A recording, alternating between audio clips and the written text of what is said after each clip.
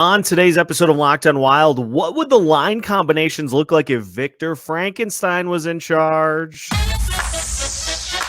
You're Locked on Wild,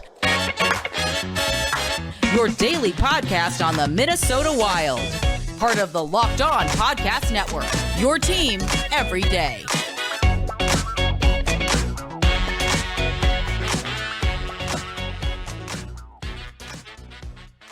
What is happening, everybody? Welcome into another episode of Locked on Wild, your daily Minnesota Wild podcast, part of the Locked On Podcast Network, your team every day. Thank you, as always, for making Locked on Wild your first listen each and every day. Make sure you subscribe on YouTube and your favorite podcast platform so you don't miss out on any new episodes throughout the week. Today's episode of Locked on Wild is brought to you by Game Time. You can download the Game Time app, create an account, and you'd use code LOCKEDONNHL for $20 off your first purchase. On today's episode of Locked on Wild, it is a Sota Pod-sized Fridays. Isha Jahromi of the Sota Pod joins us, and in lieu of last night's extensive Locked on Wild postcast, we are going to fast forward to 2025-2026 and just Frankenstein these lines. We're going to go mad scientist on the bit and just have some fun with it as the prospects start to make their way towards the NHL. My name is Seth Topol, your daily Minnesota Wild insider and credentialed Wild media member. As mentioned, Sota Pod-sized Friday, as Isha Jahromi of the Sota Pod is joining us here today. Isha, always enjoy this part of the week. As I said, it was a long postcast last night. It was a fun postcast. I was in the chat. It was fun. Hour and 20 minutes, which was I think that was a new season high. But as a result, I don't want to dive into last night's game. I don't want to dive into, I want to fast forward and I want to really have some fun with this. And so we're just going to Frankenstein this thing, because by the time we hit 2025, 2026, there's going to be a bunch of roster turnover. There will be a bunch of spots up for grabs. And so we're just going to look at some of these names and try to plug in who will be sitting where in the Wild lineup. So let's just look. I'll just tell you the names that are going to be out of the picture by this point, and then we'll talk about the prospects that could be filling those spots. So 2025-2026, Marcus Johansson, see ya. Unrestricted free agent. I don't think there is any chance really that he comes back. So that's taken care of. Marat Khusnutdinov is a restricted free agent in 2025-2026. I think it's safe to say we've seen enough from Marat that he's going to get an extension. He should, because holy cow, what more can the guy do other than score through his first 8 games in the league? So Khusnutdinov going to be sticking around. Adam Beckman will be an interesting one, Isha, because he is a restricted free agent next season, 2024-2025, which is why I would really have liked to see him get a little bit bigger opportunity to see what you have. But let's just say he stays. Let's just say, for argument's sake, he stays. You'll also have Marco Rossi, who will have signed an extension by then. We could be operating with an entirely new bottom line, so let's keep that in mind. Let's just let that play out. And then defensively, you got Jonas Brodin, you got Jared Spurgeon. You'll have Brock Faber. You'll hopefully have Declan Chisholm. You'll have Zach Bogosian. That'll be about it. So we've got some room to play with. So let's start. Let's just start on defense, because that's going to be the one that'll be, I think, easier to fill. Although let's talk about Jared Spurgeon a little bit here, because obviously we know what Spurgeon is dealing with this offseason. Hip surgery, back surgery. Do you think Spurgeon will still be here in 2025, 2026? I'm leaning towards no. Okay. I'm leaning towards no. And that's not because I'm like not a Spurgeon fan. That's not because I don't believe that he might actually come back strong after these injuries. Not maybe as agile, as quick, as sharp. But I mean, Father Time is undefeated. And Father Time gets, Father Time becomes a speed run when you face the injuries that he's faced, especially two really bad ones this season at the same time, going under the knife more than we've ever seen him go under the knife. And, man, anytime a human goes under the knife and gets surgery, like you never fully recover. You can come back and perform as good, but I feel like your decline, it costs you, I guess what you exchange is what I'm trying to say is a steeper decline, right? Mm-hmm. So I don't think, like, once his contract's done, or if the Wild can move him to a playoff team, even retain a little bit, whatever the case, I do think they'll flip the page on him come that time for sure. Okay. Yeah, I'm in agreement. I think whether it be using his contract as kind of the long-term injury reserve chip, I think we'll see something along those lines. So we're just going to operate as if he's not. Jake Middleton, what do you think about Midzi getting an extension? He's making $2.45 million. He'll be 30 at the time. He brings an element that if we look down into the defensive prospect pool of this team, he brings a size element that there really isn't amongst prospects. So I know you got Bogosian locked in, but he has limited trade protection this year, none the next two. Do you think we see Midzi get a little bit of a extension? I think Middleton stays. Okay. I think he's kind of like just a younger version of Bogosian who can skate better, and I don't think he's going to, like, when he's 30, I don't think he's going to slow down too much. He also brings a little bit of an offensive flair. I mean, not a lot, but he at least can get involved in some of the plays. I mean, you got a more of a shutdown defenseman. Now, he's not purely a shutdown defenseman. He's kind of like that hybrid who can move and actually get involved in a little bit of offense. I think he's valuable, especially at 30. And I don't because he hasn't done anything spectacular. Like, he's been good, but hasn't done anything spectacular. Like, you're not going to get a crazy deal, a crazy extension off, 20-point seasons as a defenseman. That's not what, and him also being, fine, but not spectacular. I think they'll be able to get him on a similar deal as maybe got Bogosian under, right? So I think he's 27 right now. The lines that we're talking about as we fast forward into the future, 30 years old. I mean, I think even if they can get him 3-4 year extension at that time, takes him into 34, and there you go. There's your Bogosian replacement. I like that because here's the thing: I would rather there be some more mid-level extensions on defense, because then that frees you up more money to play with on offense. So here's what we're looking at: Brock Faber. He's going to get the big one. He's going to get the bag. Oh, yeah. So he's going to take over as the lead for this defense. You got Faber, you got Brodin, you've got Declan Chisholm, who will be part of the mix. You got Jake Middleton, you got Zach Bogosian. That is, as of right now, that is 5 of your 6 defensemen. And so enter at this point, in no particular order, Kyle Masters, Carson Lambos, Ryan O'Rourke, Daemon Hunt, Jack Peart. Hey, there's also one more. Kalen Parker. Ooh, do tell. He's hopefully they re-signed him by the time during this record, but he's a guy out of the Victoria Royals and now plays for the Moose Jaw Warriors. I mean, okay. I got elite prospects up here, cap friendly, still part of the system. But yeah, played with Moose Jaw this year, scored 42 points, 63 games. Not insanely good at the shutdown role, but he's got some scoring ability, and he took a pretty big step up from his last 2 seasons. He was where the heck was he picked in the draft? He was a later picked, 6th round picked.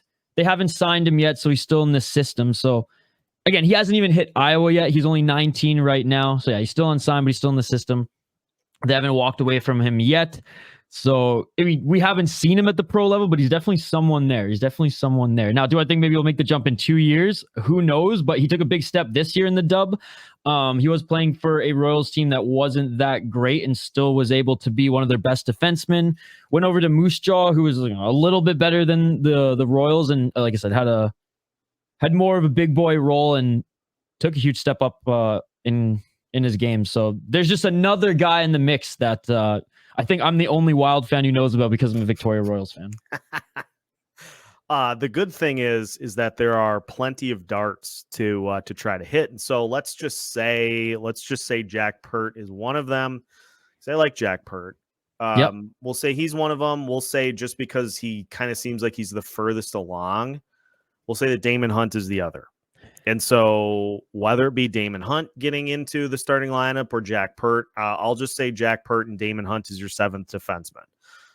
Faber, Brodin, Chisholm, and Middleton, Bogosian, and Peart.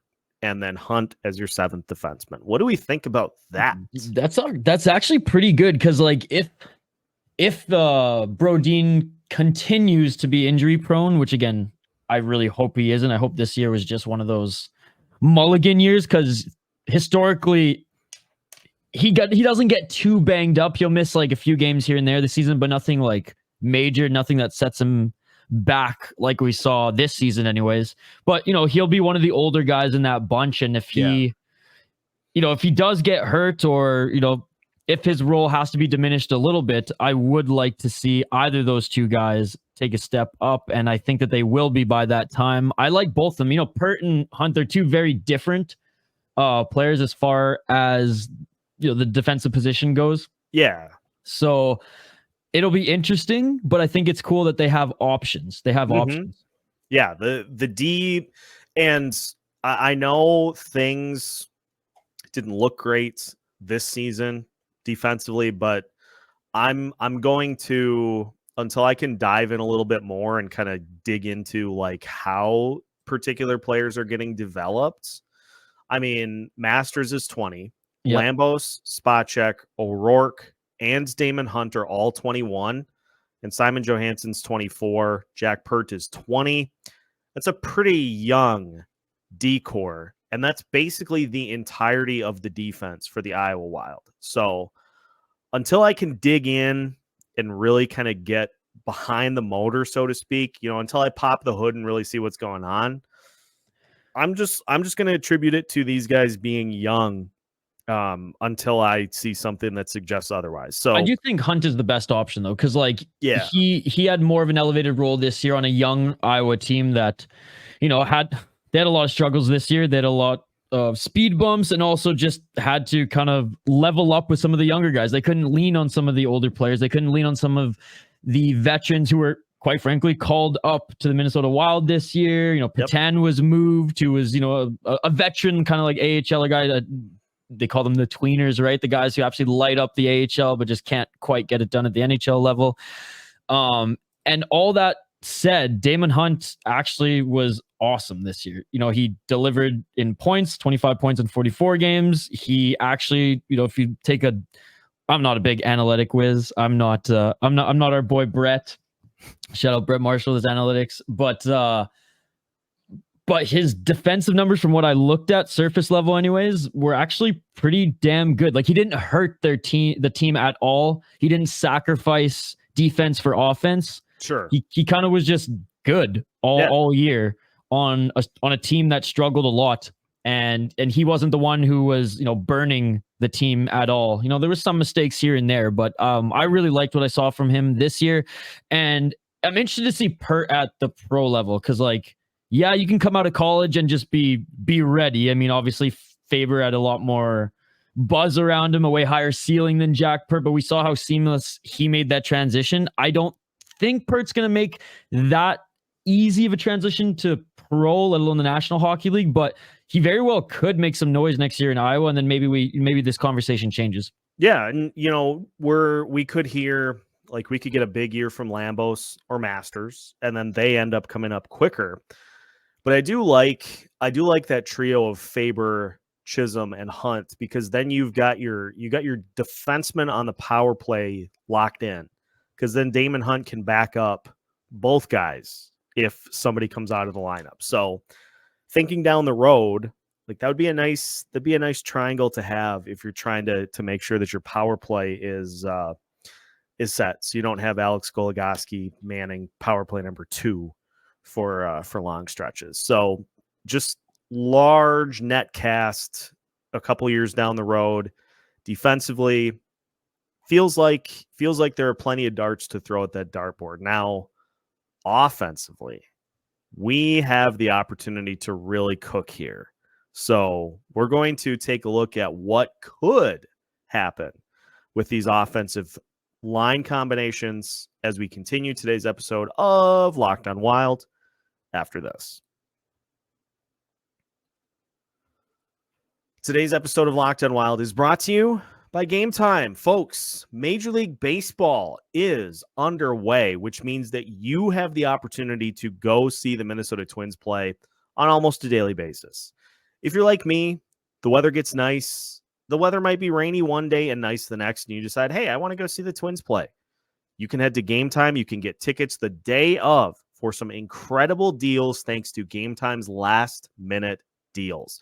You can also see what you will see from every seat in the venue. Fun fact, Target Field is a pontoon now that you can sit in right field. So you can find tickets for the pontoon, whatever they call it, at Game Time. You're also not going to get blindsided by any of those last-minute fees. That is one of the things that I think drives me the most crazy about buying tickets is you look like you're going to pay one price, and then all of a sudden it's like double that when you get to checkout. So Game Time eliminates all of this stress. They make the ticket buying experience as easy as possible. So go download the Game Time app today, create an account, and use code LOCKEDONNHL for $20 off your first purchase. Terms apply. Again, create an account, redeem code LOCKEDONNHL for $20 off. Download Game Time today. Last minute tickets, lowest price guaranteed.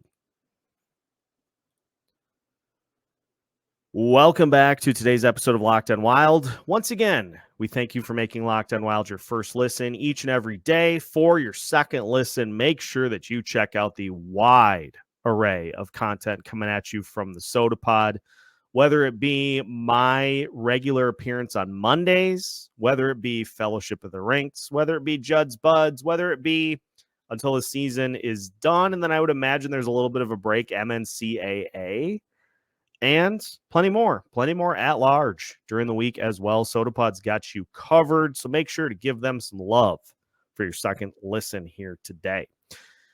Isha, let's talk about these forward lines, because we got some options for this grouping, because here's what we're working with.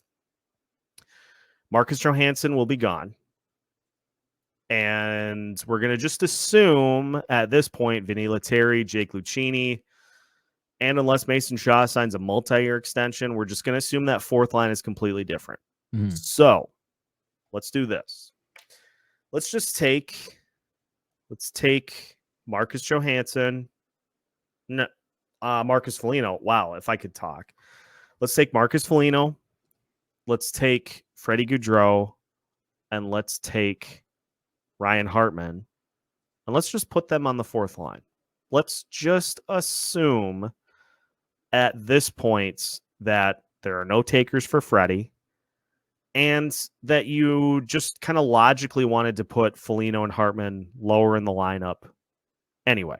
So we're going to put them on the fourth line. So we got the third line to work with, and we got top 6 spots as well. So Kaprizov, Boldy, and Eriksson Ek. What do you think about? We want to keep that line together tentatively, right? I mean, it's been one of the best in hockey. Yeah, don't fix what ain't broken. And I imagine they're not gonna lose chemistry in a couple of years. They're gonna, if anything, solidify it and be a line that the Minnesota Wild, if John Hines is still here, if Billy Guerin's still here, that's gonna be a line that they know works, has brought them success in the past, and a reliable option if they do want to mix it up down the road. So we're going to just keep that line together. But what about this second line?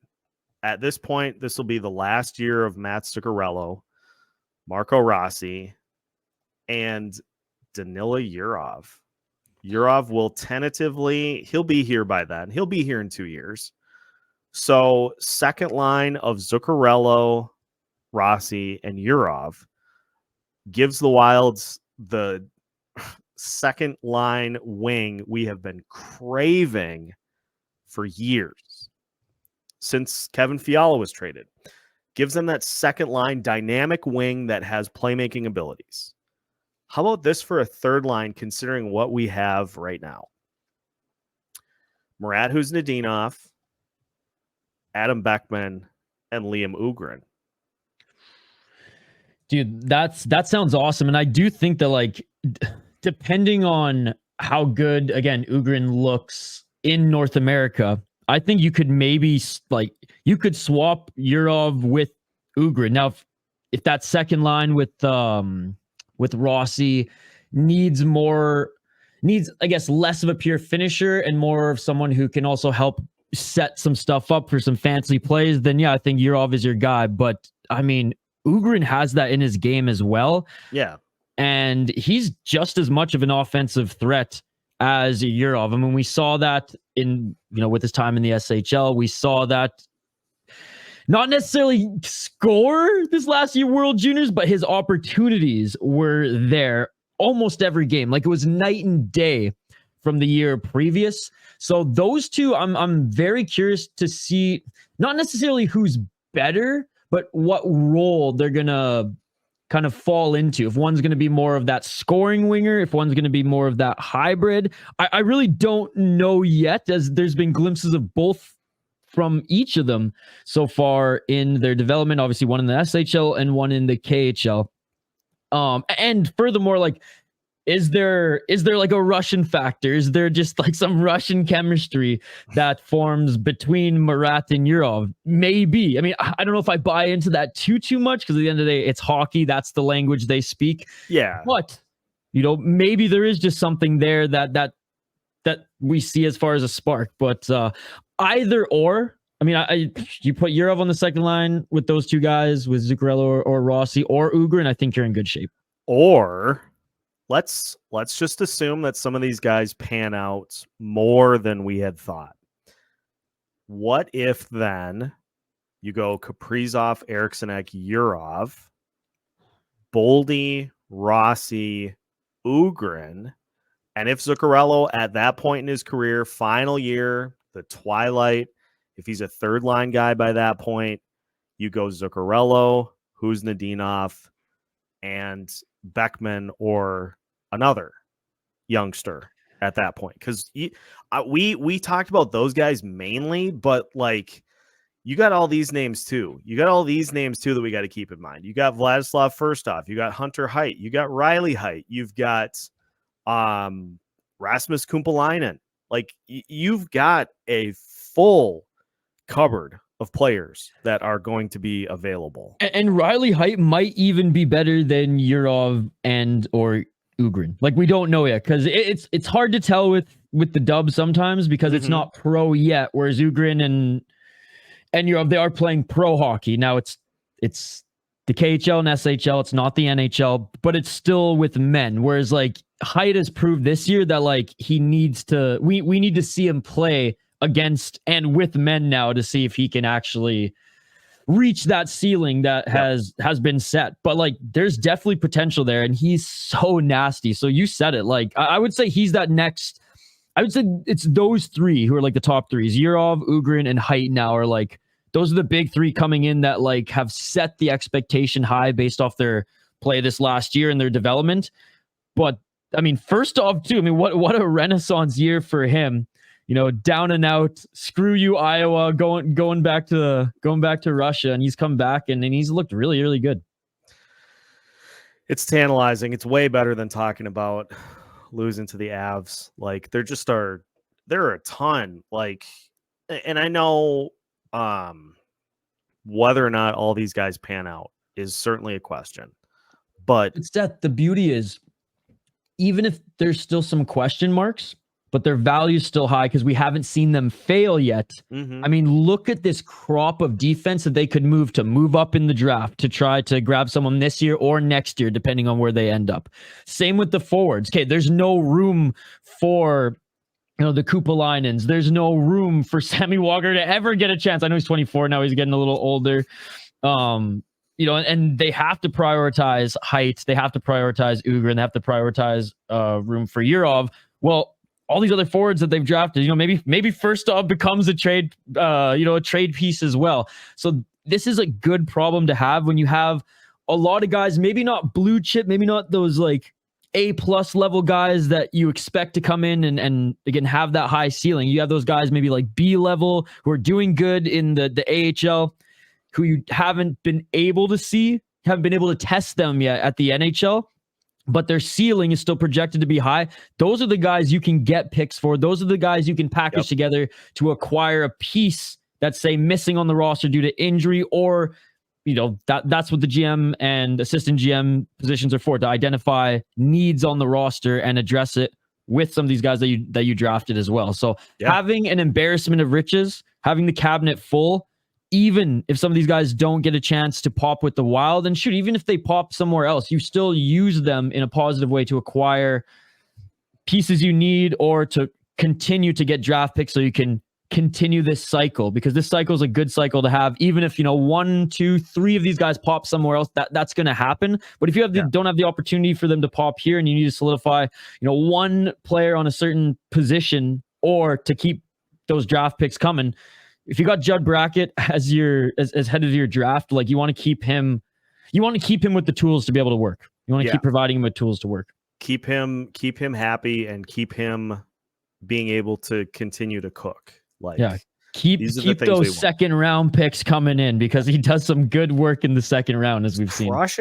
Just crushes it. Not that he hasn't done good in the first round. I mean, I'm just kind of, and again, we haven't seen Stramel at his best yet, I don't think. I mean, I think this year was kind of a mulligan, but let's be honest. He's the second rounder. This last year, Height was the first rounder. Let's just call it for what it is, right? Yeah. They got their first rounder in the second round, and maybe Stramel they would have gotten there, in hindsight, in a different timeline. Yeah. That's what I do to try to comfort myself, is I just say Riley Height was the first round pick. And thank you, Jordan Greenway, for getting traded for that second round pick that ended up being Riley Height. A great example too, right? Because Greenway was a prospect that the Wild brought in and actually had some success, right? The Jeek line. Mm-hmm. He's a National Hockey League player, and they moved him and got max price for him. Yeah. Imagine what they can get for some of these other guys who, we haven't seen the flaws of them yet in the National Hockey League, right? Where you can still get not maybe top-notch value, but some damn good value. Yeah. Especially in a package, right? Yeah, maybe you're not going to get 1 for 1. You're not going to trade one of these guys who's never touched NHL ice for a really high draft pick, but you send both of those out there, and okay, there's 2 lottery tickets, and a team will send you something back. Yeah, it's all about that dance. It's all about knowing when to hang on to a guy and let them continue to develop. And it's about knowing when to cut a guy loose. And they're all young still, like you said, 19, 20, 21. There's time. They have a 2-year window, 2 to 3 year window now for these guys, for them to decide on what they're going to do with some of these guys. If they decide they're going to create opportunities for them, if they decide they want to move them, if they decide they want them to be, the regular call-ups from Iowa, there's a lot of work on management, but again, that's a good problem to have when management's busy, when management's concerned with these things, because that's what running a pro sports team, a good pro sports team, entails. When you're twiddling your thumbs, waiting for the next year to get those picks back again, and we see this all the time with teams who like the Tampa Bay Lightning, they're not in purgatory yet, they're not even close yet, but it's coming. It's coming. Yeah. And maybe, they have good management and they won't bottom out. They won't be as bad as what the Chicago Blackhawks or the San Jose Sharks are going through right now, but they aren't going to be a good team. It's going to be some rough years. They don't have any draft picks, right? like in the next 2 years. So it's going to be tough times for them. And every team goes through that. You don't want to be that team. You always want to have these quote unquote good problems in that asset management. If you constantly have the task of managing assets, that means your team is on a positive trajectory. Now, managing them properly and like you said, playing that game to make sure that you give the guys the opportunity at the right time so that they do pop in the National Hockey League if you're confident that they can. That's on the Wild management. That's on the Wild management. We can't be critical of the players at that point. We got to be critical of how they're used, when they're used, and there has to be an explanation, right? We can't keep seeing these veterans being re-signed when the prospect pool is looking so good, right? Which is why I was so I was so stressed out when Zuccarello, Hartman, and Foligno were all signed. Now, I like all three of them on this team. One of them could have been let loose. One of them could have been traded, especially, I know hindsight's 2020, but especially with how this season went, man, they could have gotten a lot for Foligno at the beginning of the season. Yeah. And honestly, they still could probably get a lot for Hartman. Absolutely. Hartman's got 19 goals right now. Can play center, can play wing. He's a plug-in top six guy. He can play any role on a team. He can play bottom six, shutdown. He can play top six, right? That is so like a Swiss Army knife. Well, I guess an American Army knife in this case. I mean, they're very valuable. Yeah, you might not get a top tier pick back for it, but you can imagine they package Hartman with a rookie or not one of their young players, what they could have gotten back this year.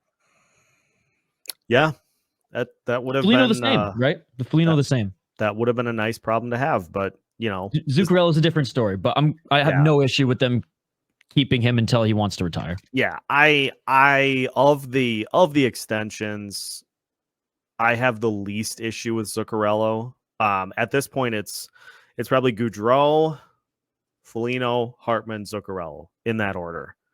I don't understand the Gaudreau thing. I will never.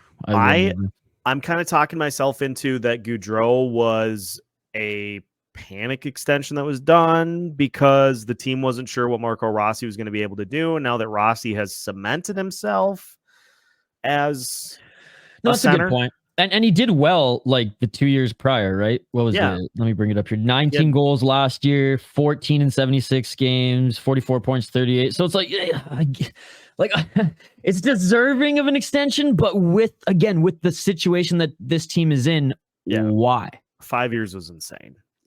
Even then, it didn't even matter. At that point, even if you're not confident in Rossi, you still have other guys in the system you could give a chance to, right?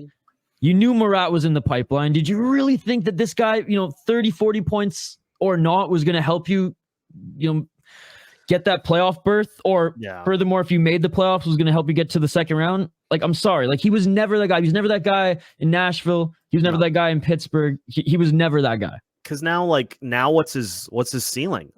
He's a third line wing or maybe a fourth line center. That's really it. John Hynes, for all the things that John Hynes has done since he started, he very quickly was this is not a guy that we're going to put anywhere near our top six.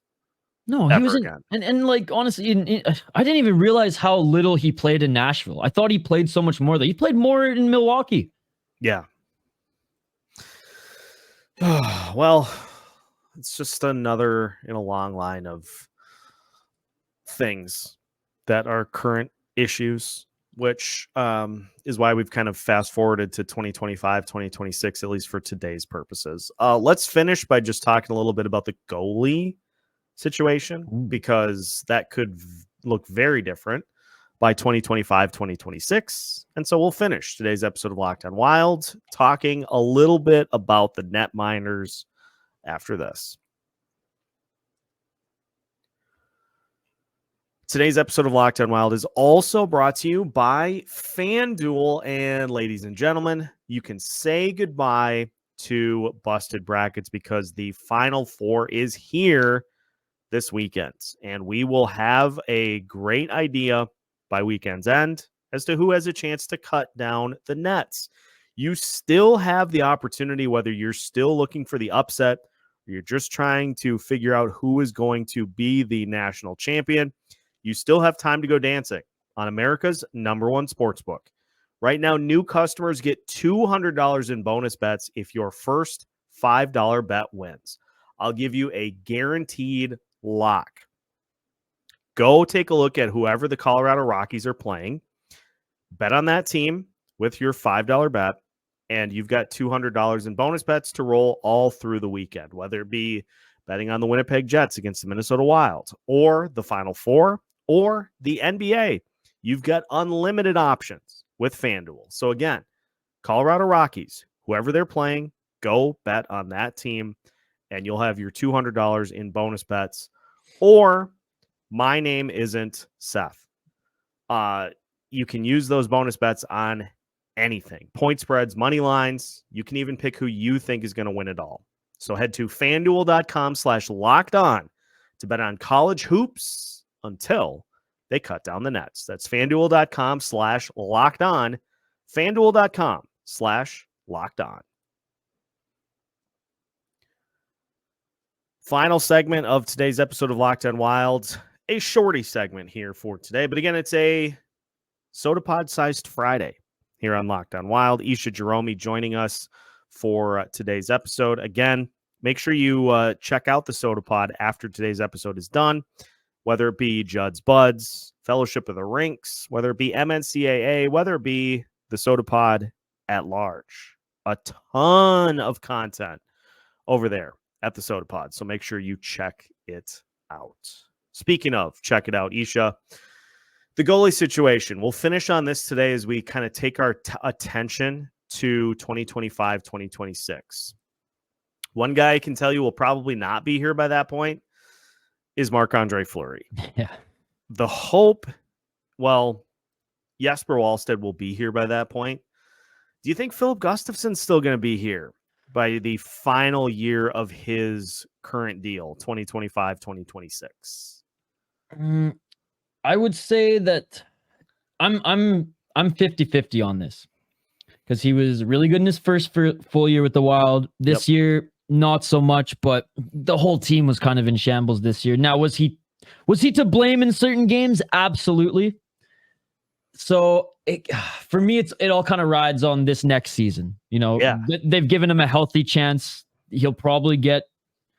They honestly will probably lean on him more. I mean, obviously Wallstedt's going to come in, but if this year they were kind of forced to lean on Fleury, and he delivered. Fleury was awesome this year, which was great to see, but it also just left some more question marks on Gustafsson, as you know, we just needed to see more at the end of the day. Yeah. We needed to see if he could push through some of his downward times, some of the dark times, because I mean, goalies in general in hockey, I mean, it's more of a mental game than a physical game. I mean, obviously injuries occur, and there's some goalies who are mentally strong and suffer injuries. I get it, but he's still young. It's not like he's been super banged up throughout his career. I mean, like, look at Thatcher Demko on the Vancouver Canucks, man. He's had like 2 hip surgeries coming out of freaking college, man. Like, so him, it's like, you can maybe pin that on a physical thing, and he's still panned out. So I'm 50-50 on Gustafsson. The one thing I think the Wild and Judd Brackett should focus on is bringing in a couple younger goalies. Like, maybe don't necessarily take a chance in the second round, like with Hunter Jones, for example, because, you know, in hindsight, maybe taking him so high wasn't the best move. Was he 59th overall in 2019, and playing in the ECHL right now, has only really had a little bit of a cup of coffee in the AHL. What he played, I think, 19 games in 2021. 2021 was the most AHL time that he has seen. Now, I know goalies, it's a slow burn. He's 23 years of age. I don't think Hunter Jones will be an NHL goalie. I think he might get a cup of coffee every now and then as a call-up. I think he's going to be the Iowa Wild's goalie? Probably, because, you know, right now McIntyre's old. The guy they brought in, Peyton Jones, who played in Europe. I mean, these guys aren't part of the future. These guys are stopgaps for the Iowa Wild right now. So I could see Hunter Jones as more of the Iowa guy. I think they take some shots in the draft or look at the free agency market. There's always a few goalies here and there in the free agency market, because you only have 2 slots, right, in the NHL. So there's always going to be a few guys available there. I think goalies is the position where the Wild have to roll the dice on a little bit. Right? With the forwards and defense, they're not rolling the dice. We just talked about in the last segment, it's an asset management game at that point. It's on the management to see how these guys are implemented and if they're developed properly. Goalies, on the other hand, they might have to take a few shots in the dark and they may have to draft one. Now, as high as the second round, unless he's kind of a sure thing, stay away. Maybe shoot a little later in the draft, 3rd, 4th, maybe even 5th, as you can find some diamonds in the rough there, or really lean on the free agency market this year or next and see what you can bring in. Yeah, I agree fully. It's just one of those situations too. Goaltending's volatile, man. Like it's been very up and down. Some of the names that you just would assume are fixtures in the top of the leaderboard in terms of stats are not there this season. And so it just it is just a complete mess so let's just look at who are the stats leaders at this point in the season. I mean, you've got Joey Daccord, number 2 in the league in save percentage. Who'd have thought that? Yep. Cam Talbot is in the top 10 in save percentage. Joel Hofer of the St. Louis Blues is in the top 10 in save percentage. You've got names that are dotting the leaderboard that you just did not expect to see. And then you get to some of these fixtures that are just not anywhere close to where they have typically been throughout their career. Goaltending is volatile. And so I think Philip Gustafsson will get the offseason to try to kind of get himself back on track. If he doesn't, don't be surprised if the Wild look at the deadline next year, at the start. If he doesn't get himself back on track, there'll probably be some action at the deadline that will continue into the offseason. And so my thought as to if Gustafsson will be here by 2025, 2026, I say no. Because I think you're going to make the transition to Jesper, and you can go find a Martin Jones. That's a bad example, but you get what I'm saying. Mm-hmm. It's exactly what you said. You can go find a guy to just be the stopgap, especially if you want Jesper to be the bona fide number 1. You're looking for a goalie that can maybe give you 15, 20 games, unless you go the route of Boston where you've got 2 guys that can split it. Well, again, good problem to have if, Jesper is the better guy, but you can lean on the other guy as well. And there's some goalies out there who are career 2A, they're career backups who are way better in that role, knowing that I'm coming in a few games here to perform, or I'm good at coming in relief. There's guys who that is where they excel. And we've seen it throughout throughout my time watching the National Hockey League in my life, where there's guys who look so good as a backup, hit free agency, get signed, and then it's where was that guy, right? Whereas there's guys like Wallstedt who have been number 1 pretty much their whole career, have always been leaned on, who have just that dog in them to be able to want to take over games and put the team on their back. Now, obviously, these career backups, quote unquote, they have been the number 1 guy, at least at one point in their development, or they wouldn't have made it this far. But if they can transition into that role earlier in their development than later, get comfortable in that role and make a career out of it, shoot, man, there's those guys out there. There's those guys out there, and those guys are out there in free agency. Those guys are out there in various team systems, who come up and down from the AHL. There's a lot of those guys that come out of college who are ready for that role as well. So despite it being a little bit more of a gamble, I feel like it's not, I don't want to say it's not pressing. I feel like the Wild will be able to take more shots in the dark there, because look, if one doesn't hit, whatever, you move on to the next one. If there's a logjam in goalies, I mean, you can send them to the ECHL, you can send them to the AHL. It's not like they're going to be signing these backups to long-term deals or anything like that. You're going to test them out. If they do well, you're going to give them a chance. I mean, look at even Gustafsson. He didn't sign a crazy long-term deal there for that reason. Right. Goalie is a very much more of a mental game than any other position in the National Hockey League. And yeah, like Cam Talbot, I mean, he's played for 6 teams since 2018, 2019. So like guys bounce around. So some goalies do well on a worse team. Like look at Arizona's goalie. He's got great numbers. Doesn't mean he's winning all the games. I mean, I always go back to Thomas Vokoun. Mm-hmm. Thomas Vokoun was one of the best goalies for the Florida Panthers in their dark years. He takes a pay cut to go and sign with a hot Washington Capitals team and completely shits the bed. And it's just because some guys are used to being, I don't want to say they're not used to putting the team on their back, but I mean, maybe they just don't have the dog in them. And I feel like Vokoun, I mean, he was so good, but when he had that role and expectations to be the guy to take this team to the next level, he couldn't handle it. Now he was getting a little bit old, but that's always an example I'm going to lean back on, right? So if Wallstedt is that guy, man, it might be easier than we all think for the Wild to be able to find his backup. Maybe it's internally through the draft. Maybe it's through free agency. Hell, maybe it's through a trade where they don't have to give up much at all because they're trading for a freaking backup goalie. Right. There are options. There are plenty of options to fill that spot if Jesper ends up being the guy. So, and let's be honest, he's going to be the guy. Like he's going to be the guy. I don't like how confident we were Kirill was going to be the guy. Wallstedt will be the guy, dude. Thank you for pulling me into that vein, because we don't need to entertain potential for doubt there. Like let's just go with him being the guy.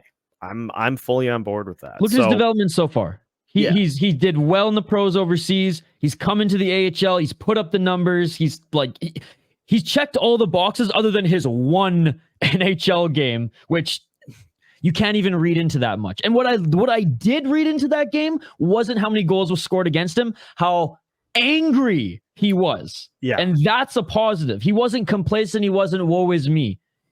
He was pissed, and you can tell he's dying for another opportunity to prove everybody wrong. And that's what I love about him. He's got that dog in him, and that's huge. Yeah, for a goalie. Need that. You need that confidence.